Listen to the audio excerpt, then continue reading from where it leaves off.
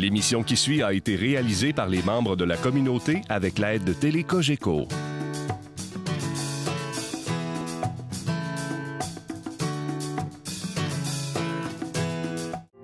Cette émission vous est présentée en partenariat avec la Société d'histoire du Lac-Saint-Jean, qui se préoccupe de rendre accessibles les éléments de notre patrimoine qui ont façonné l'histoire de la région et la vie quotidienne de ses habitants, ainsi qu'avec la participation financière de la résidence funéraire Lac-Saint-Jean, propriété exclusive des gens du milieu, qui accompagne et soutient les familles endeuillées depuis plus de 3 décennies avec respect et compassion. Ici Mélissa Raté, bienvenue à nos bâtisseurs. Notre invité a obtenu son doctorat en 1985 en arts et traditions populaires de l'Université Laval. Le sujet de sa thèse, l'imaginaire légendaire du Saguenay-Lac-Saint-Jean. Bien connu pour sa facilité à nous raconter contes et légendes du coin, il est aussi un conférencier recherché dans son domaine. Aujourd'hui, M. Bertrand Bergeron.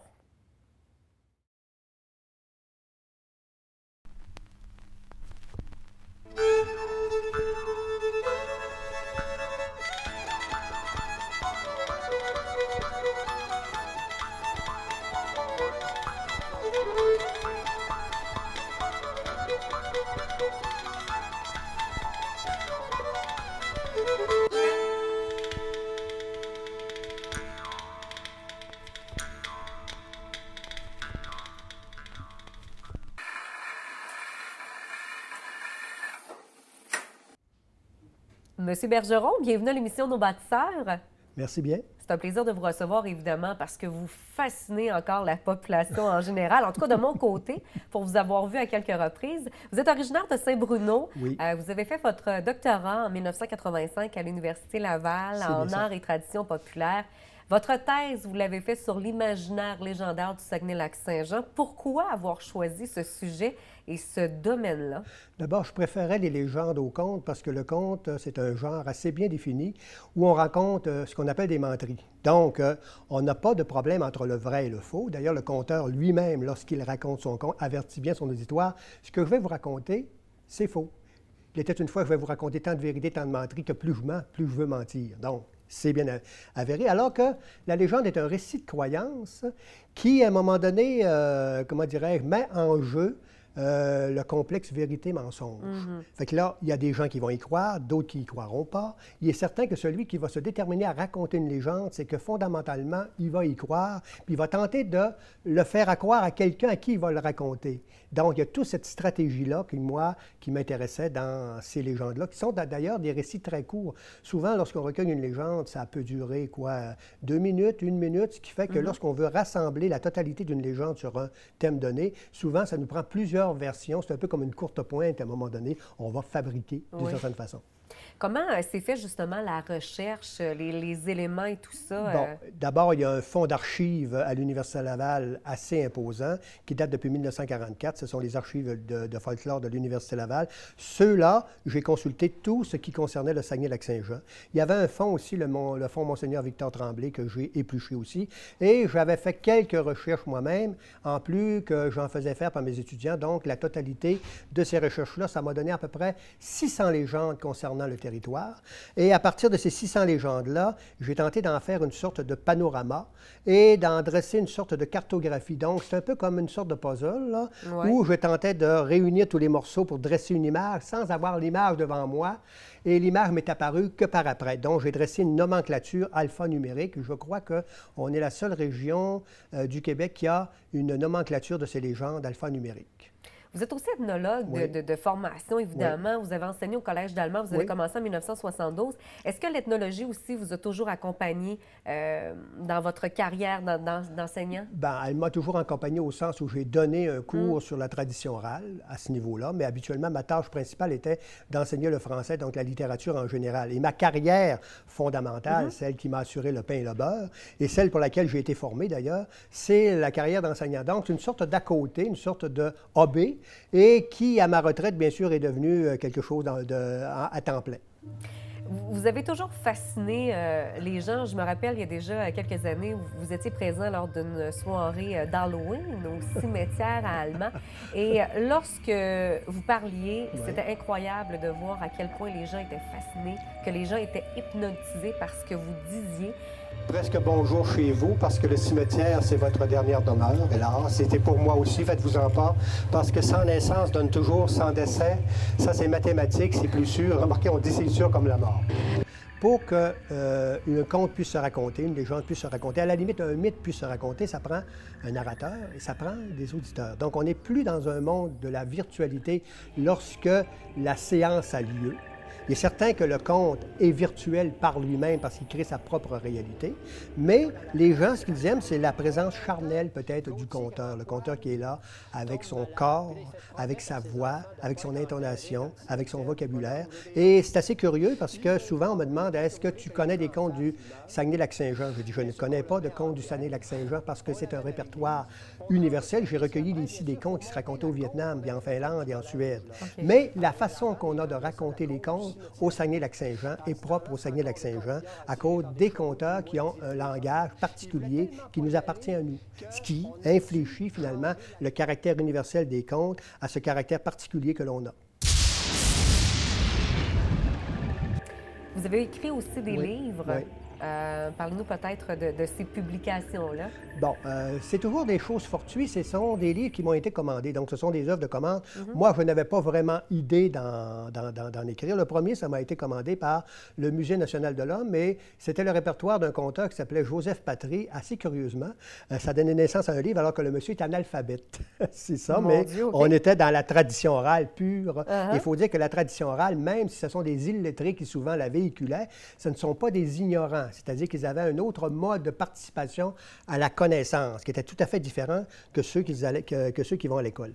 Donc, le deuxième aussi est une œuvre de commande. C'est à cause du 150e anniversaire du Saguenay-Lac-Saint-Jean. Oui. C'est Roger Lajoie, ici, qui a été directeur, d'ailleurs, ou président de la Société d'histoire du Saguenay-Lac-Saint-Jean, du Lac-Saint-Jean, excusez, qui l'a demandé. Et donc, c'est à partir de ma thèse de doctorat, on a sorti Le Royaume de la légende, qui d'ailleurs a une partie théorique, il y a une partie aussi, comment on va dire ça, pratique ou une partie illustrative, où on a 150 légendes pour le 150e anniversaire du Saguenay-Lac-Saint-Jean qui sont compilées là-dedans.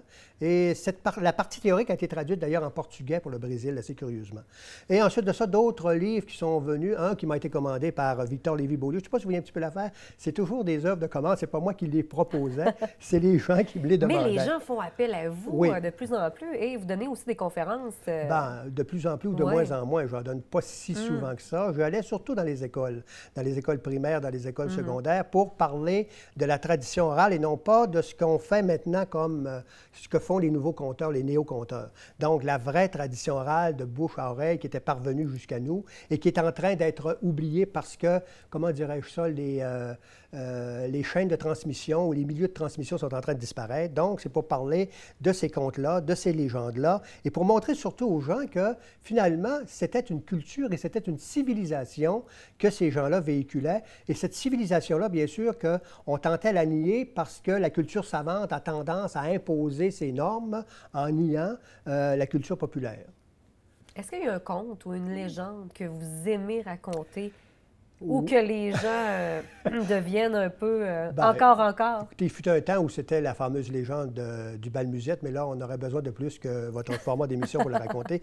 La plus belle légende que j'ai recueillie à vie, là, en carrière, celle qui contenait à peu près toutes les lois de la légende qu'un certain M. Van Genep avait mises au point, c'est-à-dire qu'il faut que ça soit personnifié, que ça soit localisé, que ça soit daté. Donc, moi, je l'ai recueilli dans les années tout près de 2000 à Notre-Dame-d'Héberville. Et d'ailleurs, je l'ai appelé le 20 août 1949. Et le problème, c'est que la raconter, ça prend déjà un quart d'heure. Et c'est une légende extraordinaire. D'ailleurs, je l'ai déjà raconté. Il y avait des gens que ça effrayait presque, cette légende-là. Et souvent, lorsqu'on raconte une légende ou qu'on recueille une légende, on a affaire à l'homme qui a vu l'homme, qui a vu l'homme, qui a vu l'homme, qui a vu l'homme, qui a vu l'ours. Sauf que dans ce cas particulier, je n'ai pas eu affaire à l'homme qui a vu l'homme, qui a vu l'homme, qui a vu l'ours. J'ai eu affaire à l'homme qui a vu l'ours. En plus, dans cette légende-là, il y avait les ours, assez curieusement. Est-ce que vous avez quelques petits rites ou coutumes que vous pouvez nous raconter rapidement? Des petites légendes, mon Dieu. Concernant la mort ou... Oh, mon Dieu Seigneur. Ben, il y a des contes, il y a des légendes sur la mort, sur les revenants. Écoutez, assez curieusement, j'ai même recueilli une légende à Sainte-Jeanne d'Arc où il y avait un cavalier sans tête. Ça faisait penser un peu à Sleepy Hollow, le fameux film de Tim Burton. Ça, c'est une légende concernant la mort, où il y a un cavalier sans tête qui se promenait. C'est une légende assez longue à raconter quand même, là. Mais quand même, il semblerait que ça mettait en scène un maquignon qui avait vendu un cheval, qui n'avait pas été payé par la personne qui l'avait acheté. Cette personne-là, pour aller au paradis, réapparaissait sur un cheval, mais sans sa tête, jusqu'à temps que le monsieur en question dise « Écoute, ton cheval, je sais que tu ne me le paieras pas parce que tu es décédé. Maintenant, je te le donne si c'est ça qui te manque pour aller au paradis, mais de grâce, ne reviens plus. » Il paraît qu'ils n'ont plus jamais vu le cheval, le cavalier sans tête. Excusez, là, je vais parler du cheval. Et assez curieusement, c'est une légende familiale. Hein.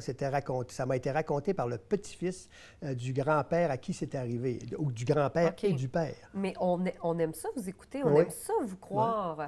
Est-ce que, quand les gens font appel à vous pour une conférence ou peu importe, quand vous allez peut-être dans les écoles ou pour des activités, est-ce que vous êtes obligé d'aller faire des recherches pour essayer d'aller trouver un sujet quelconque? Ou, Disons que je ne me monte pas de spectacle parce que de toute façon, je ne suis pas sur le marché de la tradition orale non plus.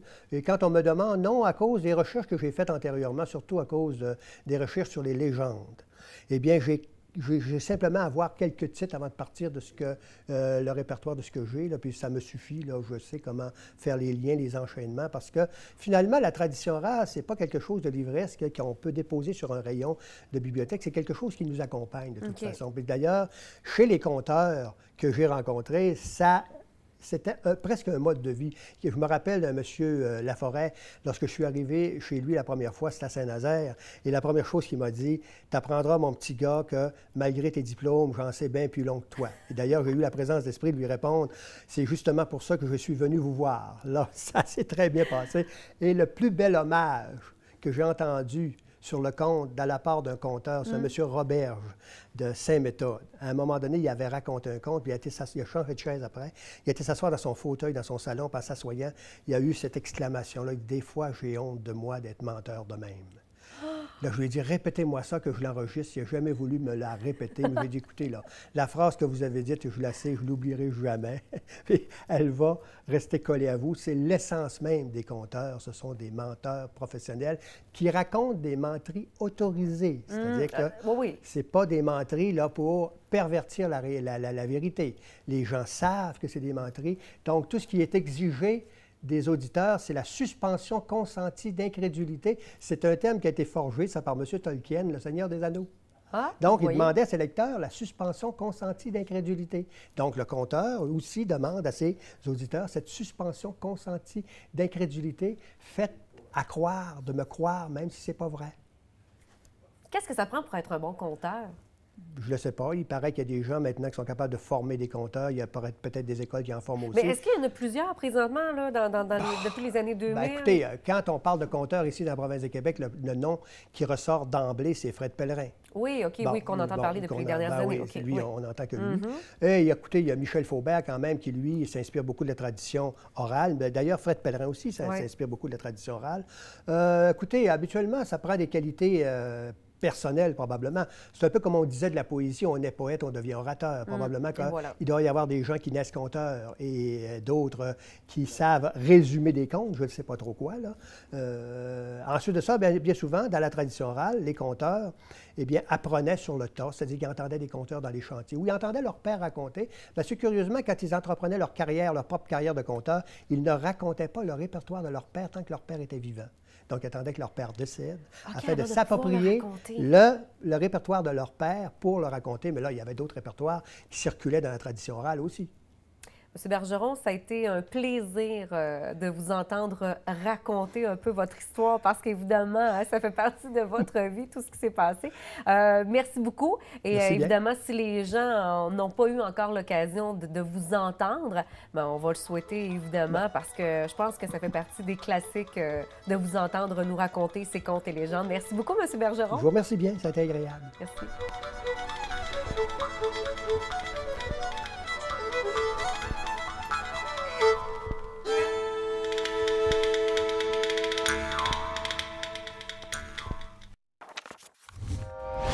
Télécogeco, un service exclusif aux clients de Cogeco. Télécogeco remercie la Société d'histoire du Lac-Saint-Jean qui a assuré la recherche de la série Nos bâtisseurs. De même que la résidence funéraire Lac-Saint-Jean pour sa contribution financière.